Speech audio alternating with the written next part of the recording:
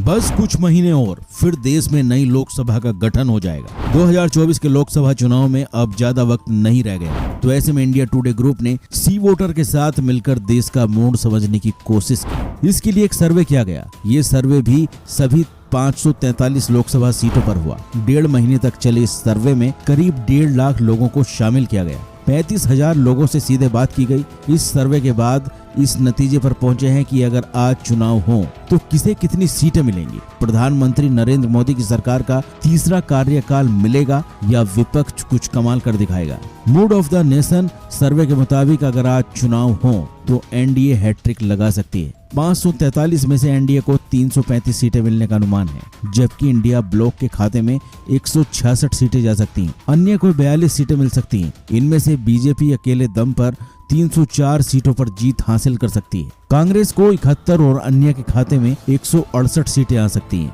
लोकसभा सीटों के हिसाब से देखा जाए तो सबसे बड़ा राज्य उत्तर प्रदेश है। यहाँ 80 लोकसभा सीटें आती हैं और इस बार भी यहाँ बीजेपी बड़ी जीत हासिल करती दिख रही है। सर्वे के मुताबिक बीजेपी को इस बार 70 सीटों पर जीत मिल सकती है। समाजवादी पार्टी को 7, अपना दल को 2 और कांग्रेस को 1 सीट मिलने का अनुमान है। बीजेपी को इस बार 2019 से भी ज्यादा सीटें मिलने का अनुमान है। 2019 में बीजेपी को और उसकी सहयोगी अपना दल को 2 सीटें मिली थी। वहीं बसपा ने 10, सपा ने और 5 और कांग्रेस ने 1 सीट जीती थी। इस बार बसपा का खाता भी नहीं खुलता दिखाई दे रहा है। वोट शेयर की बात करें तो बीजेपी की अगुवाई वाले एनडीए को 52% से ज्यादा वोट मिलने का अनुमान है। विपक्षी इंडिया ब्लॉक को 36% वोट मिल सकते हैं। कांग्रेस को 5.5%, सपा अलायंस को 30.1% वोट मिल सकते हैं। बसपा को 8.4% और अन्य को 3.9% वोट मिल सकते हैं। उत्तराखंड में बीजेपी क्लीन स्वीप करती हुई दिखाई दे रही है।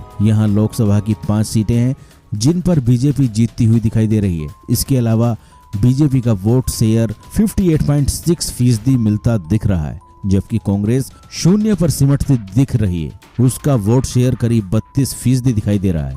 बिहार में बीजेपी गठबंधन को 40 में से 32 सीटें मिलती हुई दिख रही हैं। वहीं अगर वोट शेयर की बात करें तो 2019 में जहां एनडीए को वोट शेयर 53% था, वहीं 2024 में वोट शेयर गिरकर 52% पर आ सकता है, जबकि आरजेडी और कांग्रेस का वोट प्रतिशत 7% तक बढ़ता दिख रहा है। पिछले लोकसभा चुनाव में एनडीए को 39 सीटें मिली थी, जबकि 1 सीट पर कांग्रेस प्रत्याशी ने जीत हासिल की थी। वहीं आरजेडी का खाता नहीं खुला था। नीतीश कुमार की पार्टी जेडीयू को 16 सीटें मिली थी, जबकि बीजेपी ने 17 सीटों पर सीट दर्ज की थी। वहीं एनडीए में शामिल एलजेपी को 6 सीटें मिली थी। 2019 के लोकसभा चुनाव में जहां बीजेपी को 32% वोट मिले थे, वहीं 22.26% वोट नीतीश कुमार की जेडीयू की झोली में आए थे। यानी एनडीए को नीतीश और बीजेपी मिलाकर 54% वोट मिले थे। इसके अलावा आरजेडी को 15.68% और कांग्रेस को 7.85% वोट मिला था। झारखंड की 14 लोकसभा सीटों में से 12 एनडीए के पास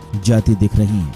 11 सीटें बीजेपी और 1 सीट उसकी सहयोगी आजसू के खाते में जाने का अनुमान है। वहीं झारखंड मुक्ति मोर्चा को 2 सीटें मिल सकती हैं। कांग्रेस का इस बार खाता भी खुलता नहीं दिख रहा है। अगर वोट शेयर की बात करें तो बीजेपी को 55.7%, कांग्रेस को 29.9% और अन्य के खाते में 14.4% वोट मिल रहा है।